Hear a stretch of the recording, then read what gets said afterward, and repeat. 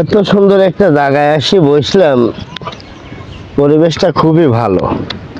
এদিকে নদী আর এদিকে মানুষের বাড়িঘর, নদীর পাড়ে বাড়িঘর। যে সুন্দর একটা হাওয়া আসতেছে, এই হাওয়াতে সারা শরীর একবারে শীতল হয়ে আসতেছে। আসলে খুবই ভালো লাগতেছে। কিন্তু ভালো লাগার মধ্যেই আর একটা জিনিস মন্দ কাম হয়ে গেল, পিসাব চাপে গেল। কারণ ঘটনা হচ্ছে যে এদিক পিসাব ফেরবো পানি, ওদিকেও পানি, যাই কোন দিকে, এদিক তো যাই পারতেছি না বাড়িঘর। তো কি দরকার আছে, এখানে তো লোকজন নেই আশেপাশে, এই জায়গাটাই কাম সারিয়ে দেই। লোকজন নেই, কেউ নেই, যাই হোক।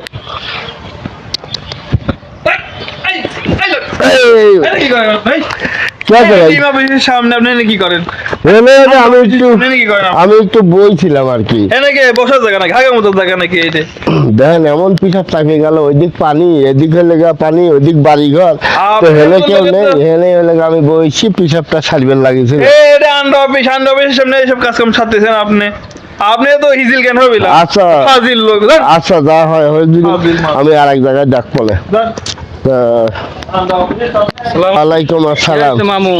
ওই যে আমি আবার মোহাম্মদ আমি বল খেলতাম তো, হ্যাঁ, আমাকে আবার কাছে কিন্তু আপনি ভালো খেলবেন পারেন, তা এক কাজ করেন, ওই ফাজিল না বাদিলি হইলে গা, আপনার হইলে গা বল খেলার চান্স দিচ্ছি। তা আমি আবার ওনাকে পেলাম যে না, বাদিল মাদিলে আমি যাবো না, আমি আবাহনী মোহাম্মদ আমের ভিতরেই পারাপারি করি। এর এই কথা। ওকে কিছু বলেছে সন্টু? সন্টু আর কি বলবি, ওই তো বাদিলের কথাই কয়েছে, না অন্য কিছু? না অন্য কিছু কবি। ঠিক আছে, যাও তাহলে। অন্য কোনো কথাই আমার সাথে হয় নাই, আর আমার কাছেও কয় নাই, তো চলে গেলাম।